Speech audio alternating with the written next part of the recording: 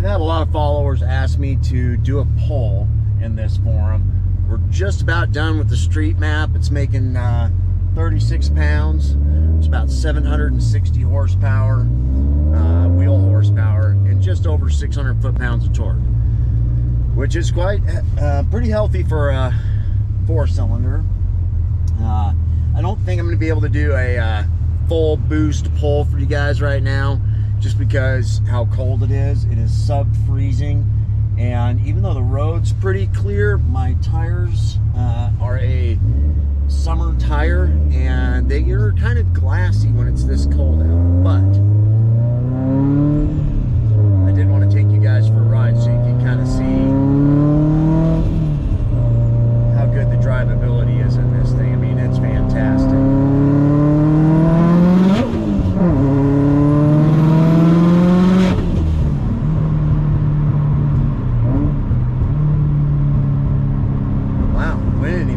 That high in the rev range to get our boost target. It's so cold out. There's 37 pounds for you right there. Pretty responsive. And we are running this strictly on E85 right now, but with Baderbilt tuning this, he was able to tune it on pump gas really well. The drivability is fantastic. Even with these ID 2600cc injectors, I've had a couple other people tell me that, you know, they're not really streetable, especially on pump gas, but he's really worked wonders with them. He's made the all motor, i.e., you know, outside of the boost threshold, feel really pretty powerful too. You know, that's a combination of his tuning skills, obviously, itself. For people who are new to the channel, the engine is a Outfront Motorsports V4 Racer Plus closed deck 2.5 liter boxer engine. It has a billet crank, pinned mains. It's got custom JE pistons, big old thick piston wrist pins. It's got a plus 2mm Manley tri-beam rods. We're using a Athena fire ring head gaskets in this. It has N25 head castings. They are from a Subaru Type RA. They have a full CNC race port and blend. Super nice. It's got oversized valves. They're 1mm oversized. Hopefully that glare from the sun is not too atrocious in the camera. I'm going to turn around here. Hopefully that's better. Here's the sheriff. He's not even in there.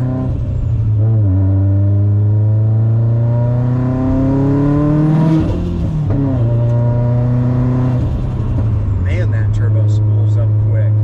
Jeez. So this is a, back to the motor. The cylinder heads, like I said, they're ported, oversized valves. They've got a BC 280 cam, so it's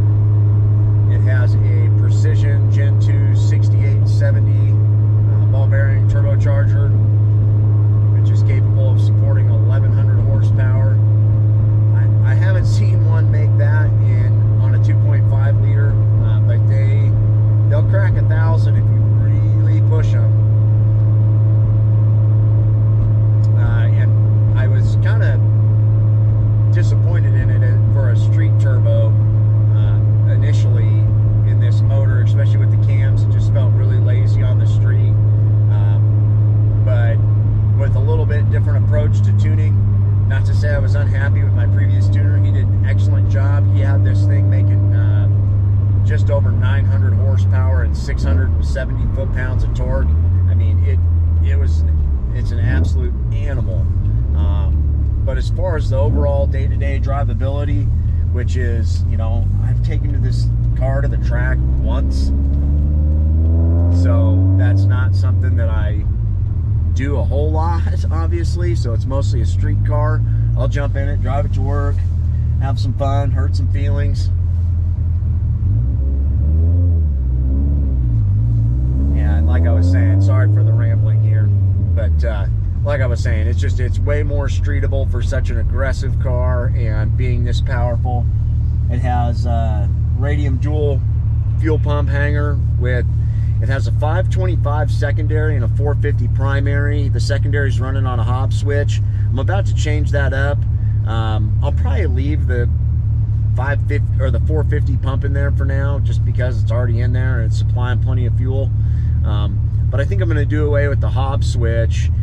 I tried running both pumps 100%, but the Aeromotive A1000 fuel pressure regulator can't actually handle that much flow, and it couldn't pull the base pressure down to 50 psi. It was a little on the high side. So they do make Aeromotive makes a regulator that can handle the output of both pumps at the same time and pull that base pressure down to 50 psi. So I'm going to switch that out, I think, here before too long, get rid of that Hobbs switch. But regardless, it's got plenty of fuel, even with the E85.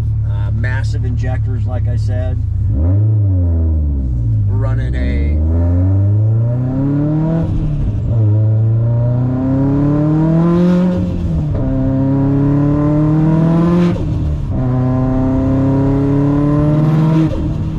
wow, look at that. 40% throttle and just jumping up to boost target. Wow.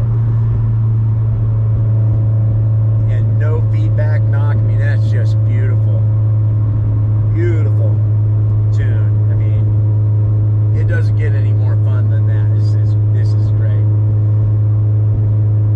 And, you know, from the guys that I've talked to, 36 psi, regardless of the turbocharger and how much air volume it's really putting out. 36 psi is kind of the safe limit to take some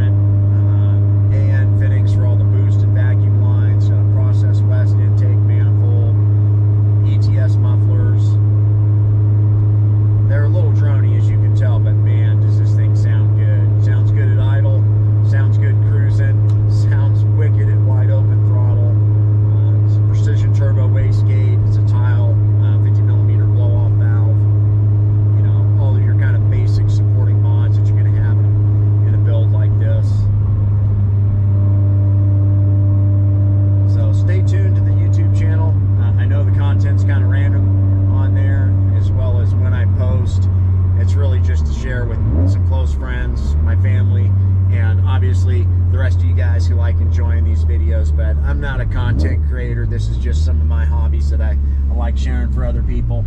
And if you guys have any questions about this build or your own build, and you think I might be able to you know, offer a little advice on what I found useful, because I have had quite a bit of modification in this car in a short period of time.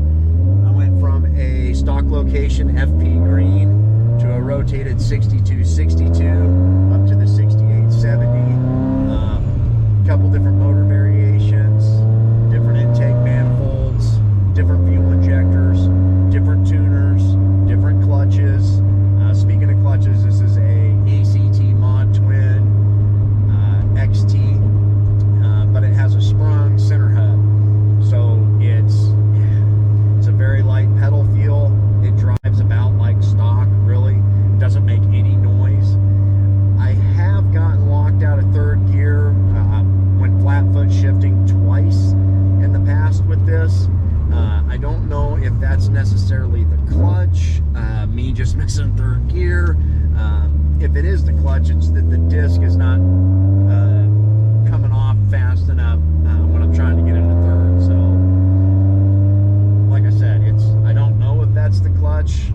If it is, it's only happened twice, and when I'm trying to do a flat foot shift in this. So, anyways, I hope you guys enjoyed the content. Stick around.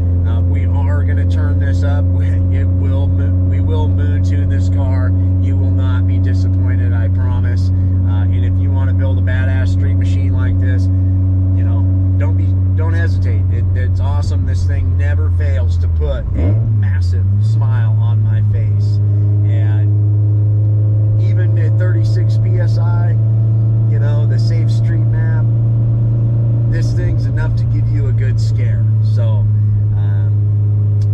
stay tuned and have a Merry Christmas. I don't know when you're watching this, but it's Christmas Day. Decided to get out of the house for a little bit. It's been sub-zero temperatures here in the Appalachian Mountains, which is pretty uncommon.